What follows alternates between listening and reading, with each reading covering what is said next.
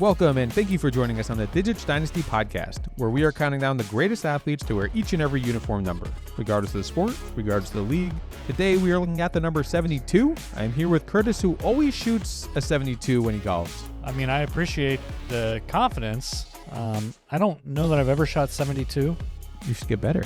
Well, I mean, I would love to practice enough that I do shoot 72. I'm not sure how my wife would feel if I got that good at golf. It would definitely require me a little bit less time at home and a little bit more time on the golf course. I think if you told her you shot a 72, I think she'd be just so proud of you. She'd want you to just keep golfing every weekend. She would be elated and so proud of me. I'm not sure what I think my best round is probably 74, 75. Solid. Around there.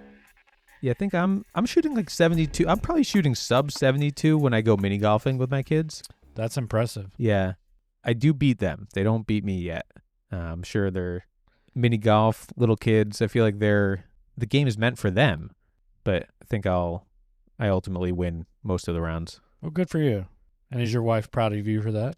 Well, we put down $10 a hole, and I end up with like $180 at the end. So, all right, kids, time to take some money out of the piggy bank. Then like I'm like Tiger Woodsing, like fist pumps, like when I get the hole in ones, and the kids are just crying, and it's good for me though. Good. Well, speaking of Tiger Woods, have you been to this? Well, I know you have. We've been together. Yeah, I went with you. To Tiger Woods Pop Stroke. Yeah. It's his like miniature golf course. Yeah, he's, I think, part owner or something, but I know Tiger Woods Designs is the people who, I believe, designed the course.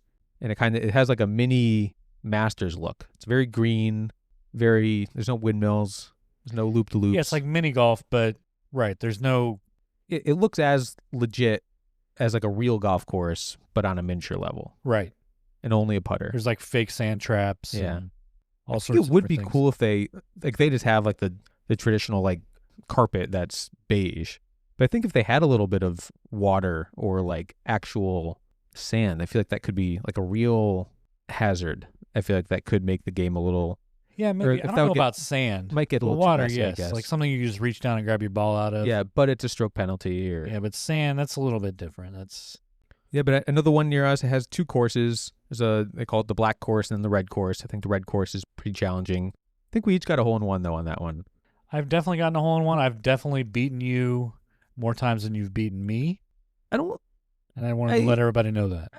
I think this is just your word against mine right now. And it's the fact that you said it first, now I'm like, oh, no, Curtis, I beat you. And then I seem like the petty guy that's like complaining about this. Listen, the truth is the truth. Now, they do walk around. You bring your own putter, though. No, he doesn't. He doesn't. I don't, but they do give you, I mean, the balls are decent. The putters are decent. You know, I think the best part is the order as you go. Yeah, you download the app drinks. and you can order a drink on the holes and they bring it out to you.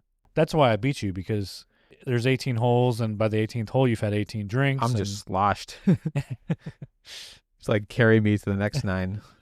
But we went one time and the pairing in front of us, I think they actually bought some extra balls too, but they would take their shot and go for the hole-in-one, and if they didn't get it in one, they just picked up their ball and kept going. So it's actually a great twosome to be behind because we never had to wait for them. And eventually we're like, hey, what kind of game are you guys playing? And there was a tournament the next day that I think there was like a $25,000. Yeah, it was 20 grand. And so they had literally spent the entire day. I don't know if it was a Saturday or probably a Saturday we were there, but they had spent the entire like 12 hours just practicing to get the exact line, which is pretty impressive. Yeah, I want that kind of time on my hands where I can just go mini golf for 24 hours straight, then play in a tournament. You better win at that point. Yeah, I wonder if they did. That might have been when we did one of the colors, but when we did the other, we were behind a group of like 10, and they basically did the same idea, but they were only going for the hole-in-one. Whoever got the hole-in-one got $5 from everyone. So that was another good group to be behind, again, because we didn't have to wait. And I don't think any of them got hole-in-ones. They weren't very good. 72, though. Also, the number of spaces in a game of Parcheesi, from start space all the way to home. Big Parcheesi guy? I've never played Parcheesi. I don't even know the rules. Oh, it's a solid game. It's a classic. I think it's like I want to say ancient game, but I think it's been around for centuries. Is that like a Chinese game? Not really sure. I play with my kids. It's pretty easy for them to understand the rules. Kind of spin it. You move your little block around. You can move some people back to their home base. You can block other people. It's like Trouble. Yeah, actually, I think it's exactly like Trouble. Oh, really? But Parcheesi's better because it has a cooler name. Yeah, but Trouble, you get that little popper. You do get the popper. The rule of 72 in investing is a way to estimate how long it will take an investment to double in value. To use the rule of 72, divide 72 by the annual rate of return. Hafnium is a chemical element, symbol HF, atomic number 72. It's a silvery gray transition metal. It chemically resembles zirconium and is found in many zirconium minerals. Its existence was predicted by Dmitry Mendeleev in 1869, though it wasn't actually identified until 1922 by Dick Koster and George de Hevesy, which is pretty cool. Like, he had predicted, like, all right, we don't know what this element is yet, but I do know there's an element that's going to be found that has these traits, this weight. Pretty cool. And Mendeleev knew what he was talking about. Hafnium is named after Hafnia, the Latin name for Copenhagen, where it was first discovered. Have you been to Copenhagen? I actually went to Copenhagen for my honeymoon with my wife. I did know that, believe it or not. You know the number one tourist attraction in Copenhagen? I do, because you told me. Oh, it's the Little Mermaid, for those that haven't been told. But yeah, there's like this bronze statue, like 10 feet off the shore on a rock. It's there, and it's like literally like the number one tourist attraction in Copenhagen. It's Ariel? Ariel. Now, okay, so Little Mermaid is from Copenhagen. Copenhagen. Is that Scandinavian? Technically? Denmark. I think it's just south of Norway. So okay. Yeah. So why does Sebastian speak like Caribbean, Jamaican style accents? I don't have that. They didn't talk about that in the tour. I think they actually talked about the real story that Hans Christian Andersen wrote. Yeah, that's no bueno. Which is a little sad. I don't if there's any kids watching, I don't want to ruin Little Mermaid, but it doesn't end as good as the movie. No, we bought that book thinking, "Oh, we'll read this to our daughter." And then we started reading it, and we're like, "You know what? We're going to go ahead and stick to the Disney version." It was a little dark. Well, then this is again off topic, but you know the theory about Little Mermaid and Frozen and Tangled, how they're all intertwined? Well, I know that Tangled and Frozen are intertwined, but I didn't know that Little Mermaid was. They say that the ship that Frozen's parents, Anna and Elsa, like they go out to, they don't really say what they're going for, but their ship sinks and goes to the bottom of the sea. And then in the Little Mermaid movie, you see a ship that kind of resembles the ship from Frozen. And they say that that was the ship that sunk, and then Ariel lives next to that. And then that doesn't make any sense because of the Jamaican. Well, that, I mean, yes, but Prince Eric's ship explodes. So. No, not that way. I think at the beginning of the ship, like where they live, like next to their home, there's like a ship that they find the thingamajigs. At the bottom of the dingle hopper and the... Yeah, I said the wrong thing. I'm sorry. And what's the pipe called? Snarflugen or something? Yeah. Snarflat? I haven't seen it in a little bit. Okay. So the ship at the bottom of the ocean where Flounder gets stuck in the porthole. Correct. Allegedly, fan fiction or fan theory, I guess. That's those three are intertwined. And then, of course, at Coronation Day, when Elsa's going to become queen, you can see Rapunzel and Eugene. Flynn Rider. I think he goes by Eugene now. Well. Anyways. But I have seen that. I've paused Frozen and seen, because Rapunzel has the short brown hair. Yeah. Flynn Rider is there with her. Eugene is right next to her. Yeah. Okay. I could see that being the boat at the bottom of the oceen, but. I think it's a stretch. It's a cool theory. It'd be cool if the entire Disney universe is all interconnected in some way. They are all kind of like every movie has some connection with another movie. Like you can see Nemo in like Monsters Inc. and like stuff like that. It's all I couldn't tell them all to you, but they're all connected. We'll do a podcast about that someday. We should. We'll get just the parents because I'm sure Everyone else we've kind of lost at this point. So let's get back into 72. 72, it's a CD by Uncle Kracker. 72 Love and me some Uncle Kracker. 72 and Sunny. Love me some Uncle Kracker. Follow me, everything's all right. I'll be the one to tuck you in at night. If you want to leave, I'll guarantee you won't find nobody else like me. If I speak it, we don't have to pay any royalties or anything like that. Uncle Kracker, where's he from? Detroit? Is he a Kid Rock? Him and Kid Rock are from Detroit? Yeah, he was like a Eminem? like a DJ for Kid Rock, I believe. Oh, he was a DJ for Kid Rock. I have seen this because I think Kid Rock gave him his name, Kracker, from being a DJ In Detroit. in Detroit. Yeah, and I think Kid Rock's from Detroit too, right? 100%. He doesn't have quite the same upbringing that Eminem had. Eminem was, you've seen the movie. 8 Mile. Yeah, he didn't quite. You've seen the movie? I have seen that movie. Wow, we found one, folks. I can rap Lose Yourself right now if you want me to. There's another one, though. Like, You Clean Out My had- Closet or... I'll clean. That's another one. There was a random one that came on, and you just started rapping every single word. I can do it sometimes. And... but when we go to music trivia, you're like, oh, I don't know any of the music. I don't know. And then you rap this, like, not even one of Eminem's most popular songs, but you knew every single word. I'm impressive in some capacity. Yeah, I mean, it's like a secret talent. I do love me some Kid Rock, though. Ba with the ba to bang to bang. Diggy diggy diggy said the boogie, said up jump the boogie. Thank you for speaking it, not saying Yes. it. I'm gonna be a cowboy, baby. Oh, great song. I think it's on the same album. Ba with the ba and Cowboy, I think are on the same album. And I used to rock that out when I was in high school. Maybe middle school. Maybe elementary. I don't know. People don't know how old I am, but If they listen to our last episode. I'm going to keep them guessing. At what point do you, I guess he's probably stuck as Kid Rock forever now, right? Lil Bow Wow went to Bow Wow. Like, I feel like at some point you can grow up. You can't be adult Like rock. he's adult rock. Yeah. Big boy rock. It's like yacht rock, He could be the rock. contemporary rock, Christian rock. Oh, that would actually be like an actual name I feel like you could pull off. Back to 72, though, Curtis. Give them the reason they listen here. The 72 Miami Dolphins. They were the only NFL team in history to have a perfect season. Led by third-year head coach Don Shula and starting quarterback Bob Greasy. They went for it. Greasy broke his ankle in week 5, leaving backup Earl Morrall to start the remainder of the regular season, though Greasy came back and actually started Super Bowl 7. So they went with Earl Morrall the whole way, and then they said, hey, Greasy, you're a guy. Poor Morrall. But Morrall was a career backup, backing up stars like Bob Greasy, Johnny Unitas, Bobby Lane. He was actually named MVP in 1968. 4 decades later, after they won their championship, they were invited by Barack Obama to visit the White House.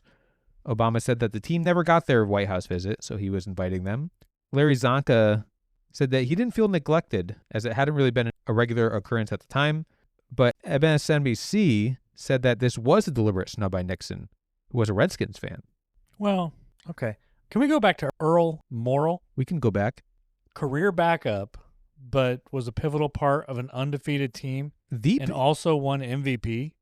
Not that year. He didn't win MVP that year. He won MVP when Johnny Unitas went down, when he was a backup for him. He went the rest of the... He won... How did this guy not get a starting job somewhere?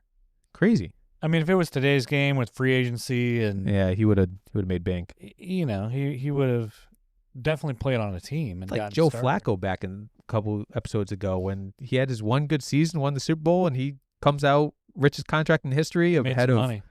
Manning, Brady, Rodgers. Well, he did say, he's like, I am elite. What did he say? Flacco? I'm the most elite quarterback or something like elite. that. I'm like, all right, buddy. His logic there was pretty solid. Where what is he going to come out saying like, "Oh, I'm one of the top 30 quarterbacks in the league"? You got to be real. You got to. He's no Manning. Pump yourself up. Maybe Brady, but no Manning. Ooh. All right, let's move on. Total number of books in the Bible and the Catholic version, 72.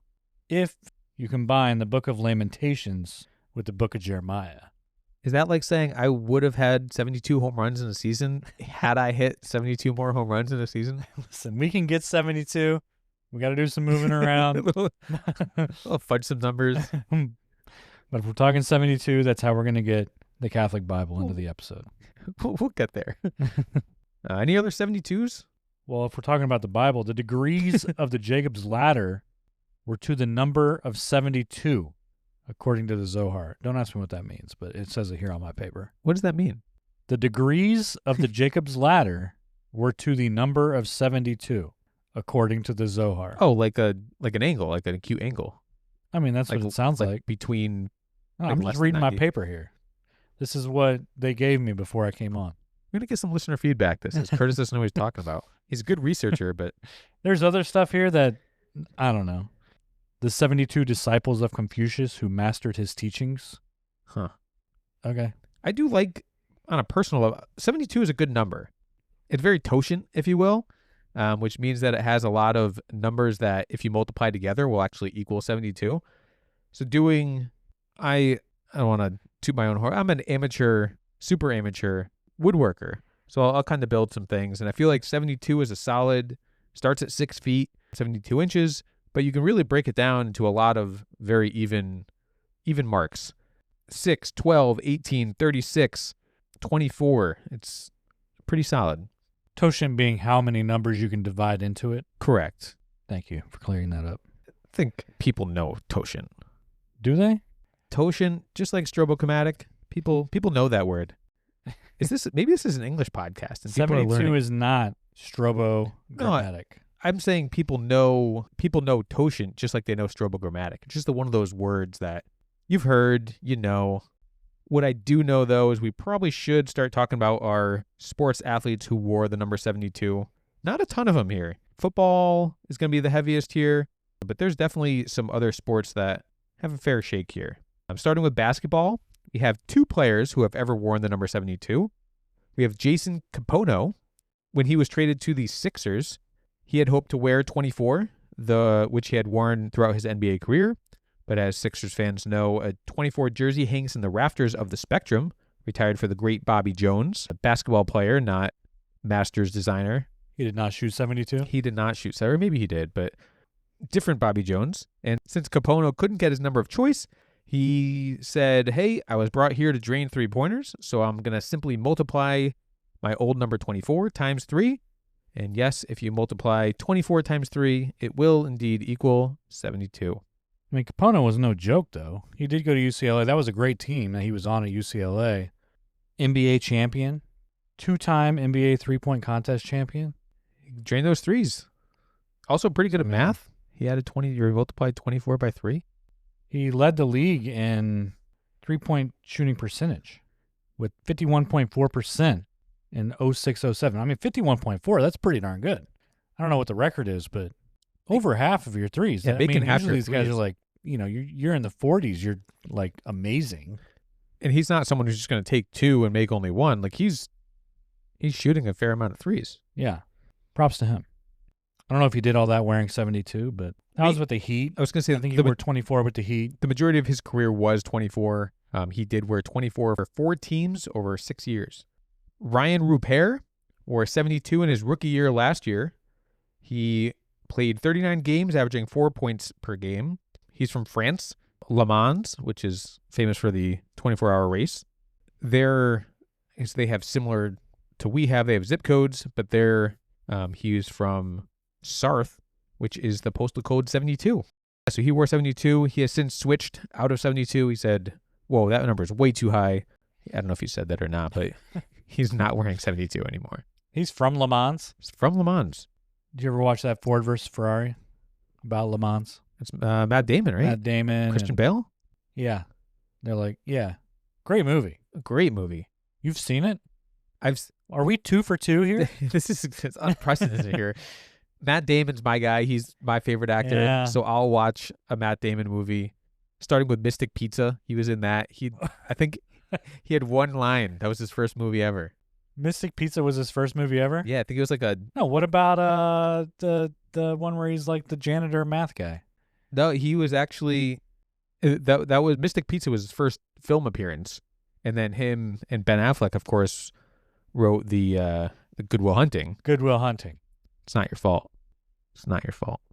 Best original screenplay. They got the Oscar for that. Is there an unoriginal screenplay? that you could win an So a Oscar separate for? category of best unoriginal screenplay. It's like, dude, we got that every year. You win.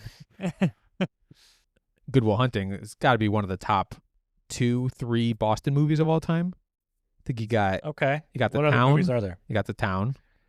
That's the one where they have like the shootout at Fenway. Yeah, which seems it's crazy that Ben Affleck would want to shoot up Fenway Park.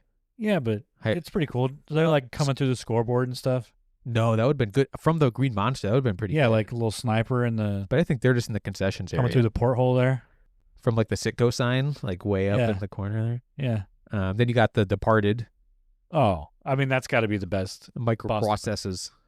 Can I do the rest of it in a Boston accent, this podcast? I feel like that'd be... That's got all the Mark Wahlberg's in there. I'd like to say another quote from Departed, but I think that's one of the movies that has the most F words of like any movie. No, it's got to be Pulp Fiction. But I don't think you're right there. I'm gonna you get. think Departed has more F words? I'm gonna get the stats guy on this. Than Pulp Fiction. You Pulp keep Fiction has like you keep talking about 200. You keep talking about Departed, or keep talking about whatever you want to talk about. I'm gonna do a quick. Is Martin Googling. Sheen? Is he a Boston guy too? I think he has the accent in the movie. I could see him being a Boston guy.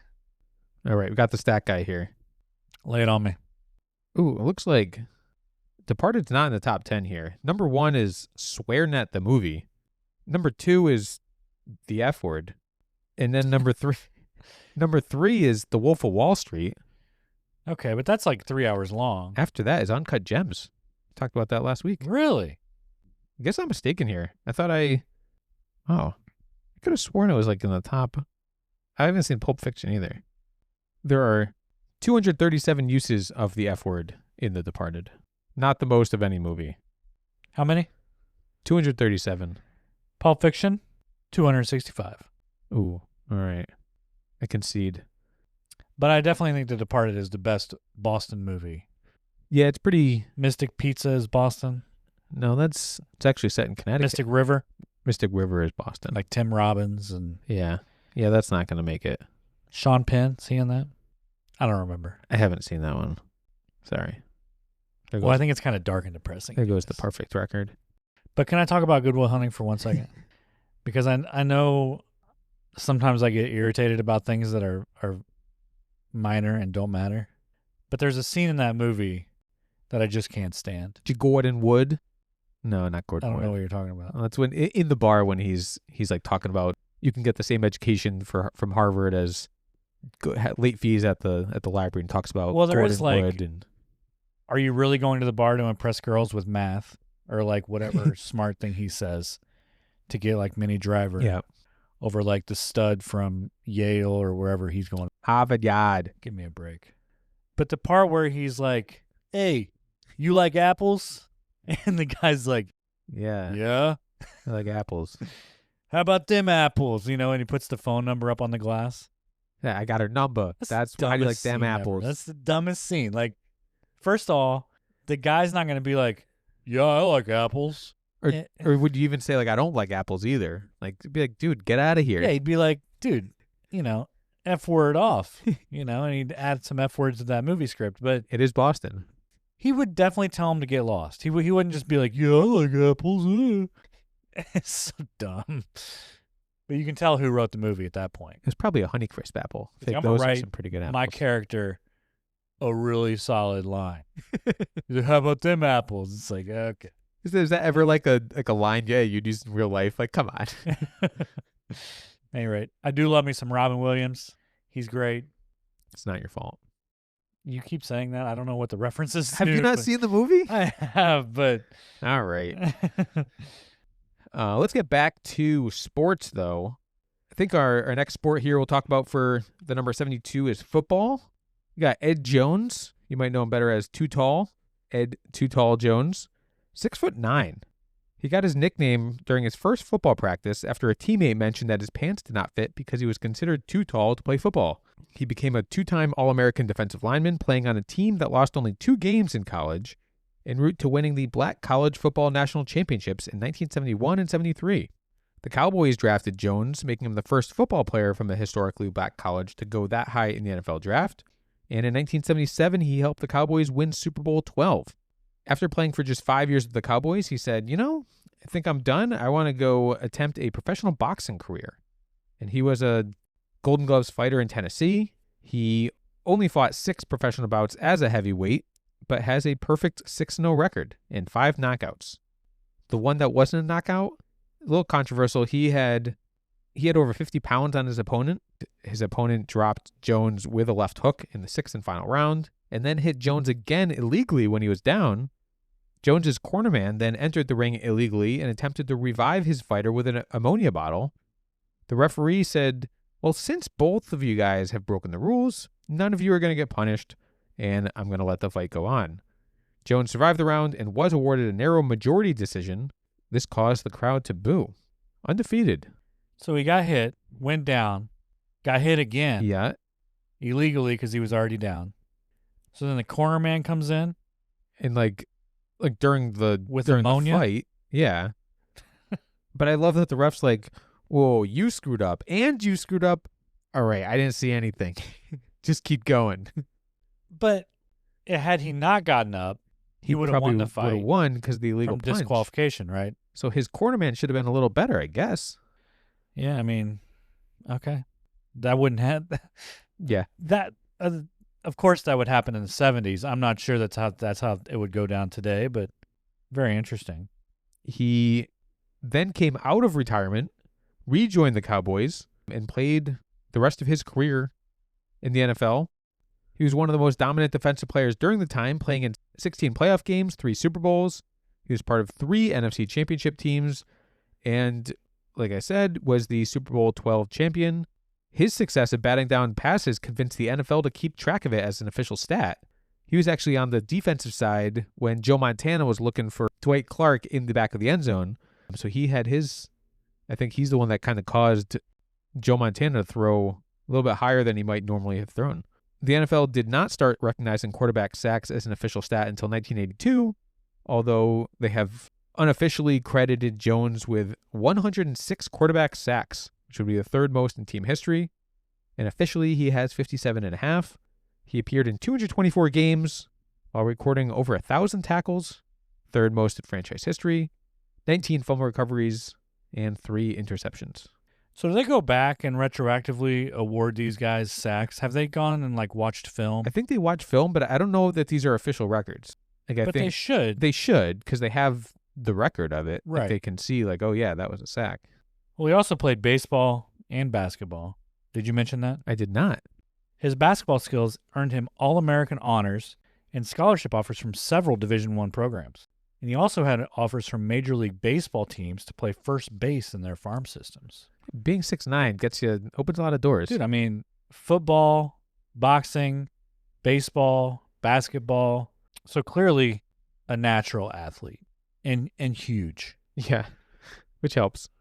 And he's not in the Hall of Fame? He's not in the Hall of Fame. I think he should be. He should be. I think he should be. The eye test tells me he should be in the Hall of Fame. I think he should be? Or the seeing? The EYE. Oh, okay. Just looking at what he accomplished. But I think I'm giving him more credit because of the basketball, baseball, boxing. Even just on the field, he's at 3rd most tackles in Cowboys history. Unofficially 100+ sacks. That's pretty impressive. Also has some acting credits under his belt. He was in Different Strokes and also featured in Married with Children as one of the famous athletes in a sports shoe commercial that the character Al Bundy is starring in. And then we all remember the Geico commercial where they ask, is Ed Too Tall Jones really too tall? And then confirms it by showing a nurse attempting to measure his height, but breaking the medical scale's height rod when it doesn't reach high enough. And the nurse just mutters, I'm just going to guesstimate.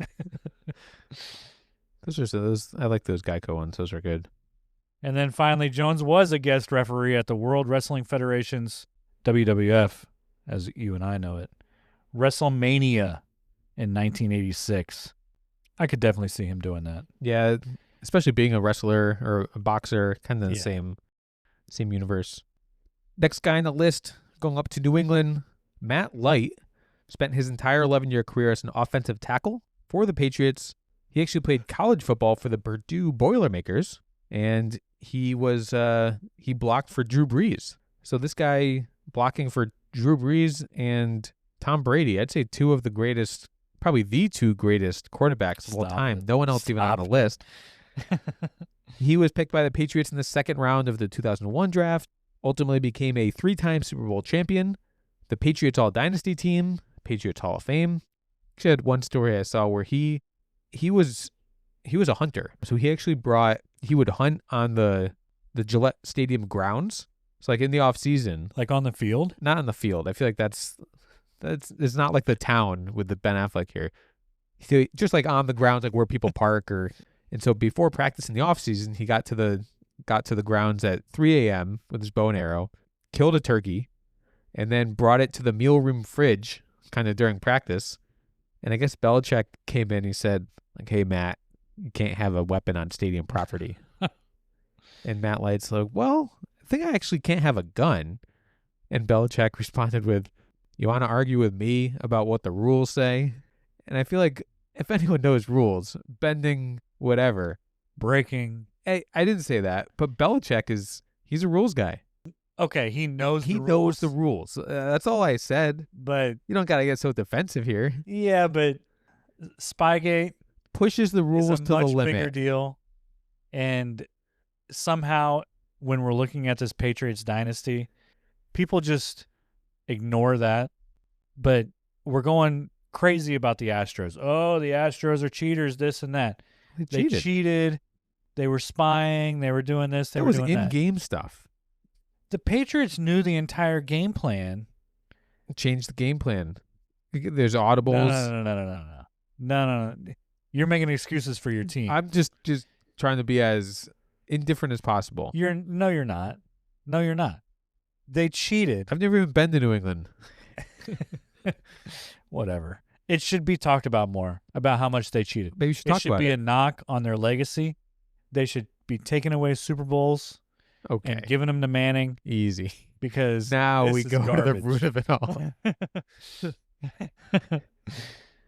At any rate, Belichick knows the rules, and he knows how to break them.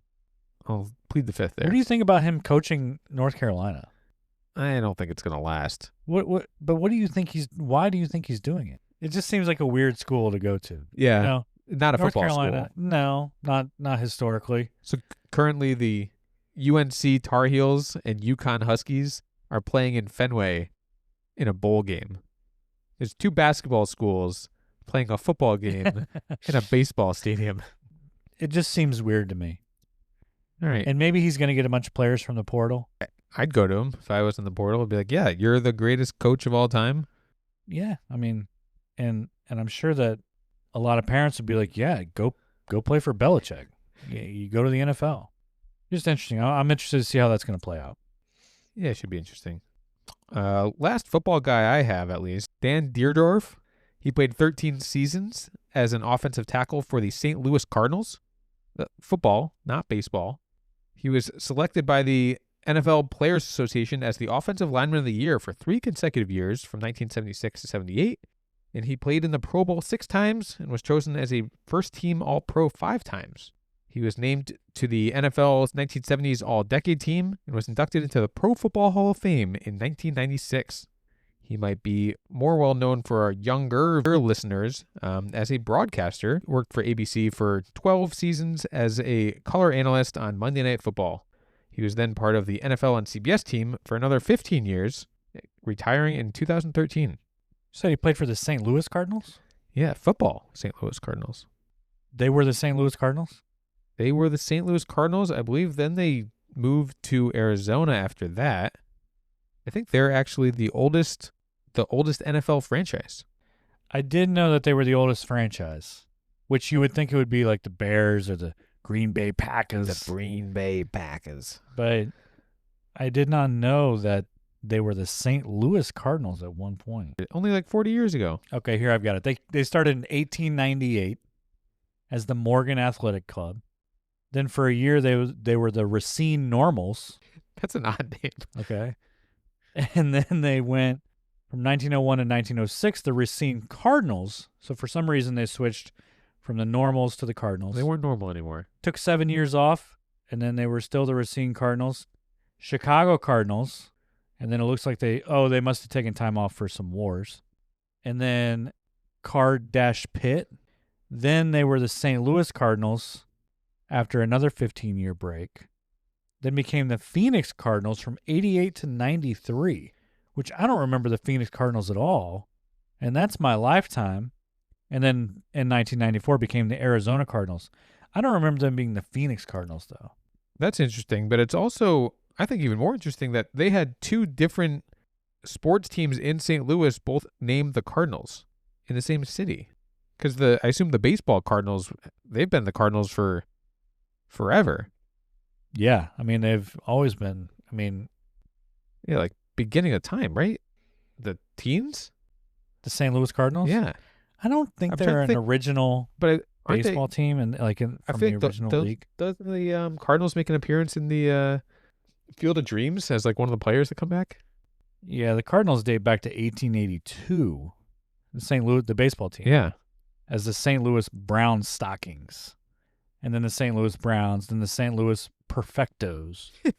And then from 1900 on until today, they've been the St. Louis Cardinals. But they've always been in St. Louis, and they've, been the Cardinals since 1900. So yeah, pretty much always. Yeah, as long as I can remember at least. Have been the Cardinals, yeah. I mean, I know you remember quite a ways back. Yeah. Pre-Civil War, but yeah, interesting that they would be like, you know what, football team, we're going to call you the Cardinals as well, because we just can't think of anything else. I feel like the baseball team's like, whoa, what about us? We're World Series champions over here.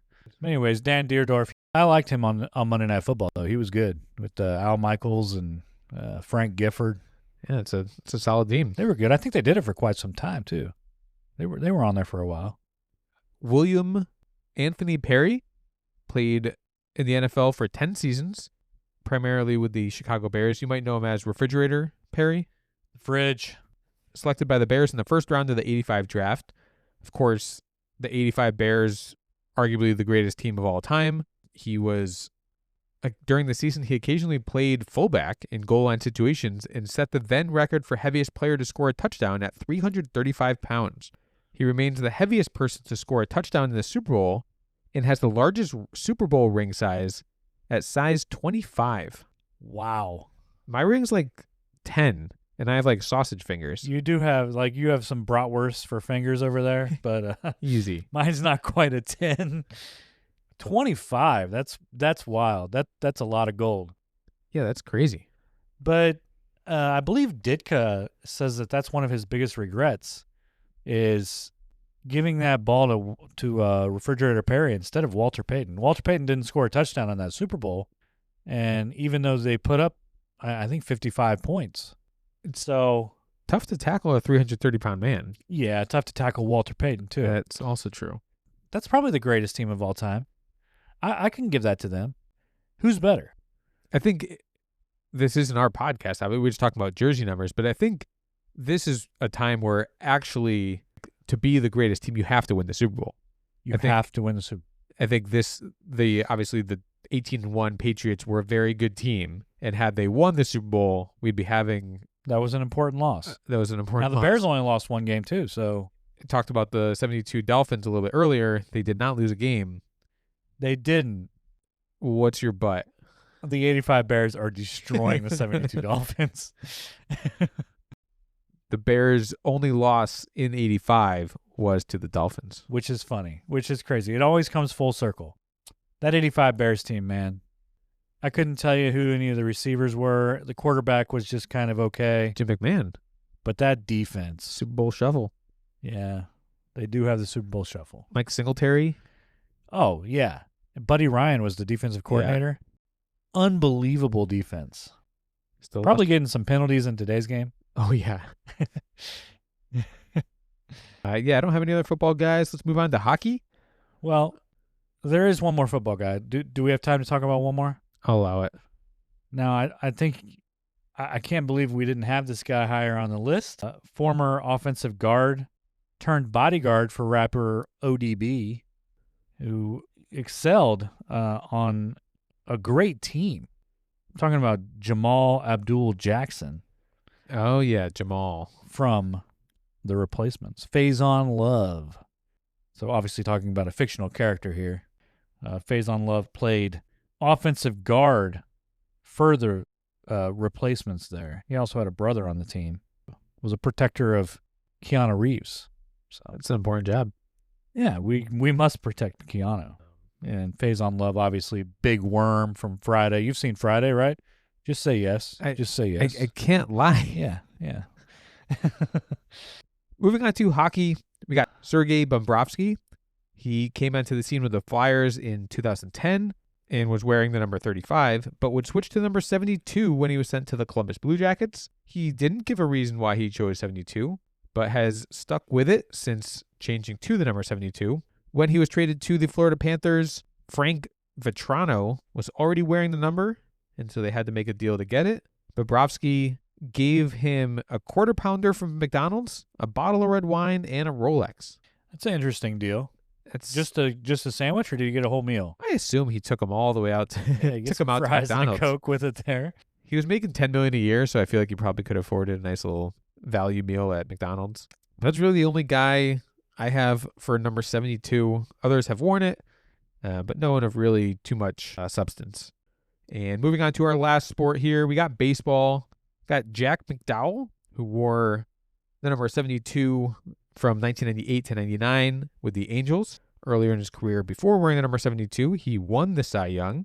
We do have a Hall of Famer who wore the number 72, Carlton Fisk. Spent 13 years with the White Sox wearing the number 72. He was signed as a free agent by the White Sox in the 1980-81 offseason.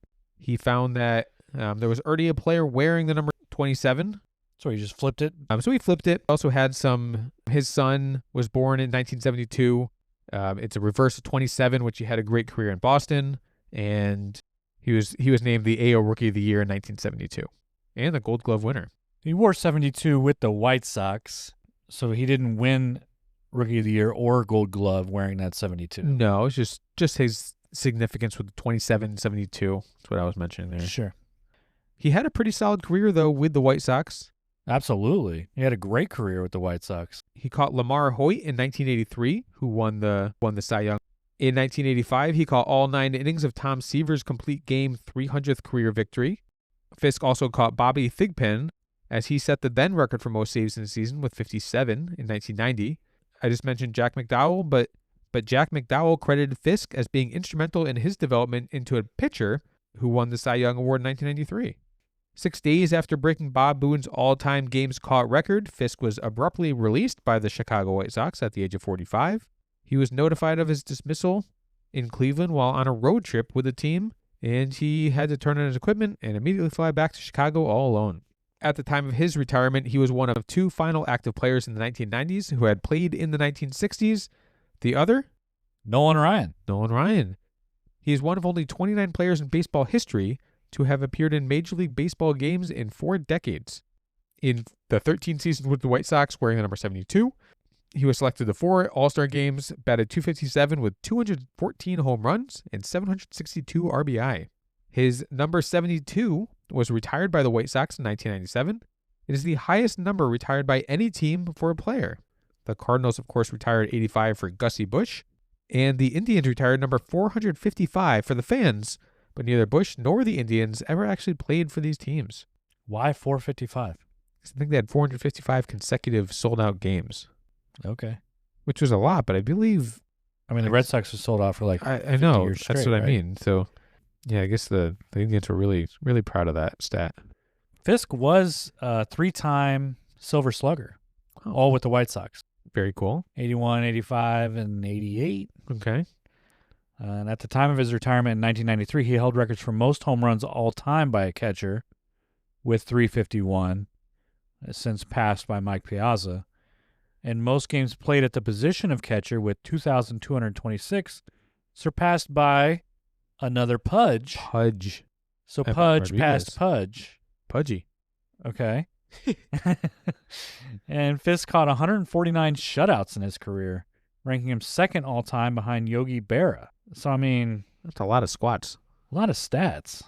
Is one of only 19 catchers elected to the Baseball Hall of Fame. Among those, Fisk has the most hits and runs scored. Now, if you really want to get my gears going...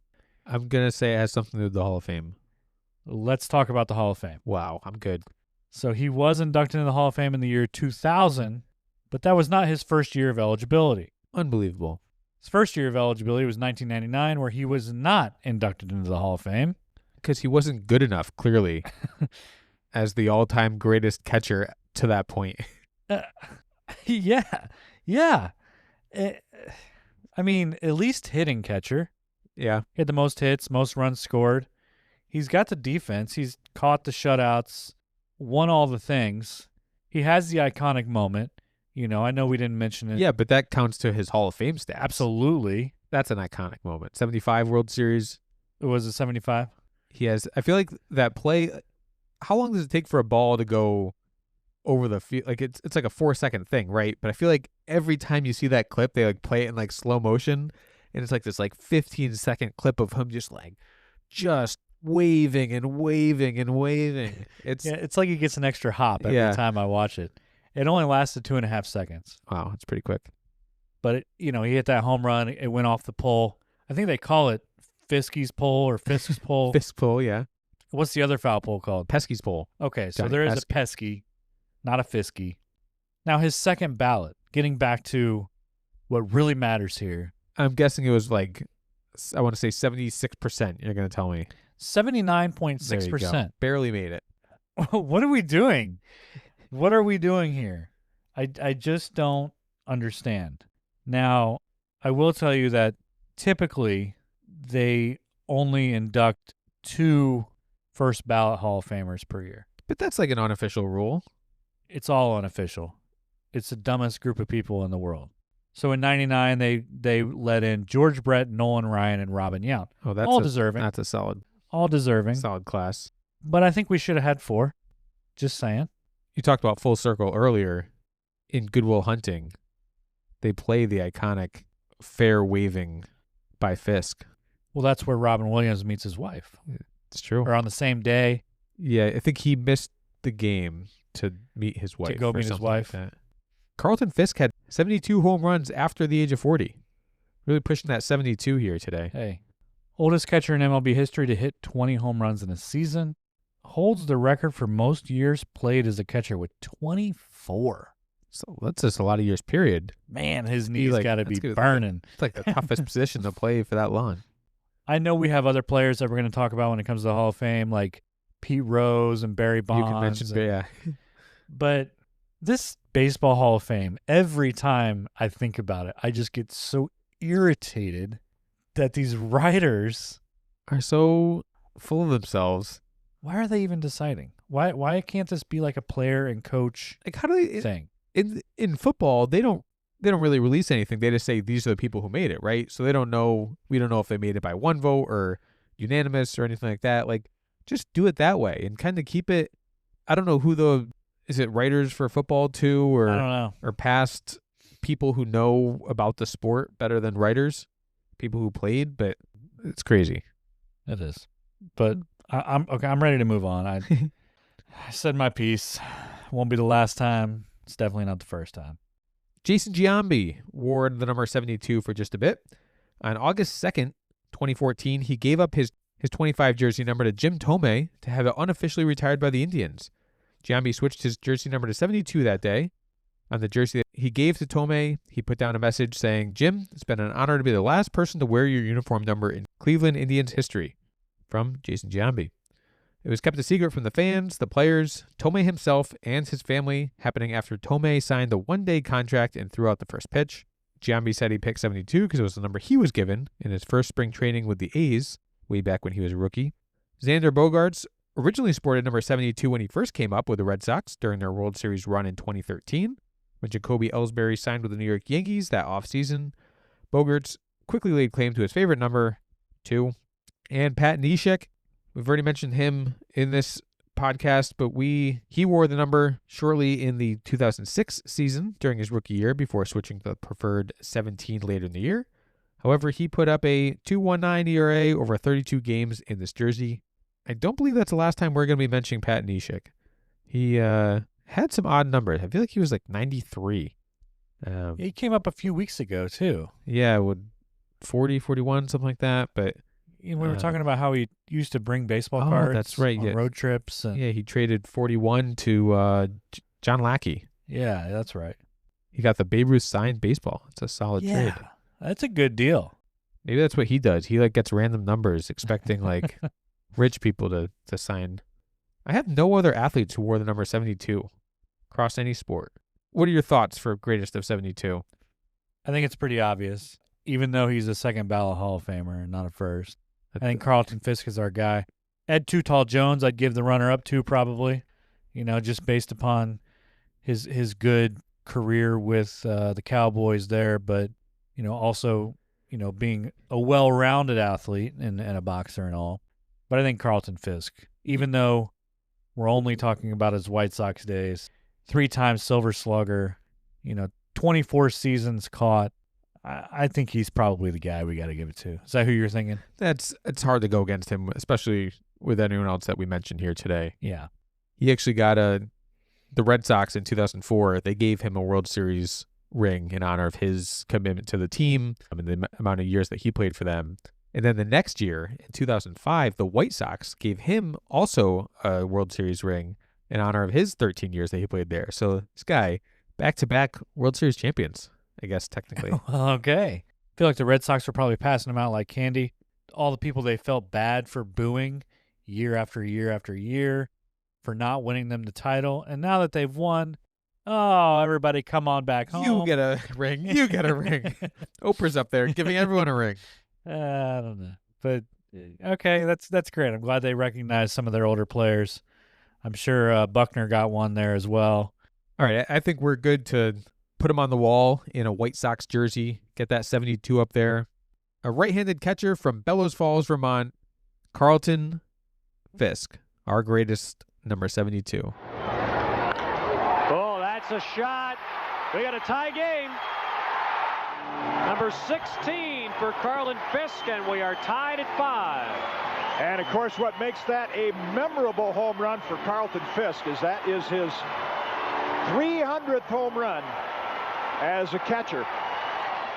Pudge, the Commander. I think that's a good choice. Solid nicknames. Pudge, Commander. Pretty clear cut today, though. Yeah, really. Yeah, even though he only played 13 years with the number 72, I think very clearly that he was the greatest of the 72s. Now, normally we will spin the wheel and figure out what our number is going to be next week. But I think given the fact that next week our episode will be released on December 31st of 2024, I think we should pick the number 25 to help get us in the mood for 2025. So next week we'll be looking at the number 25. Any thoughts about players who wore the number 25? Oh, no, I know what you're going to say. I got one, and we're definitely going to be talking about the Hall of Fame. Only Hall of Famers, right? I mean, he's the greatest hitter of all time, arguably. You talking about Barry Lamar Bonds? Absolutely talking about Barry Lamar Bonds.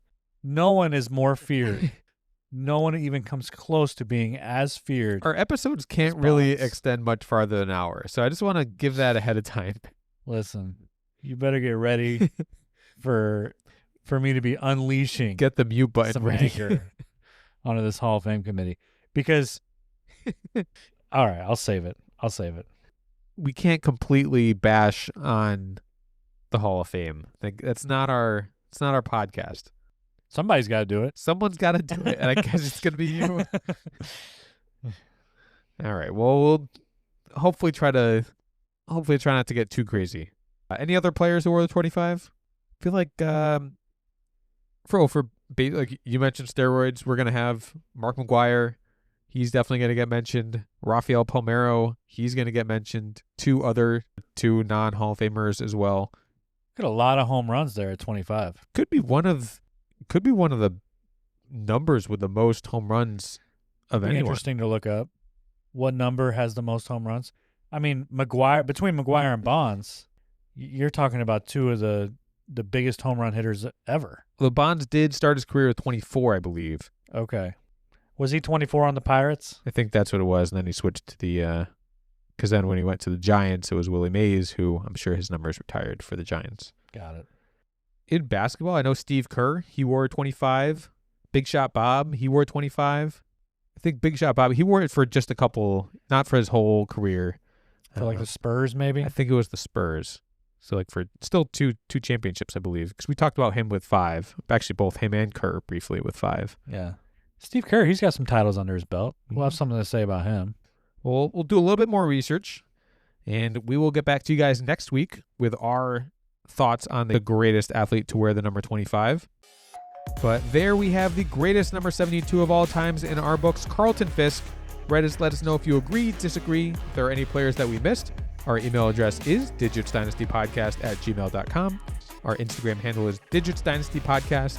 Next week, we will take a look at the number 25. If there are any players that are not to be left off the list, any stories that need to be told about players who wore the number 25, the email address again is digitsdynastypodcast@gmail.com. You know, Carlton Fisk was a fiery guy. I think being a catcher, you get deal with a lot of people. Well, he had multiple feuds throughout his career. I believe we talked about one recently with Deion Sanders. Yeah, we talked about this off camera, but you can mention it here.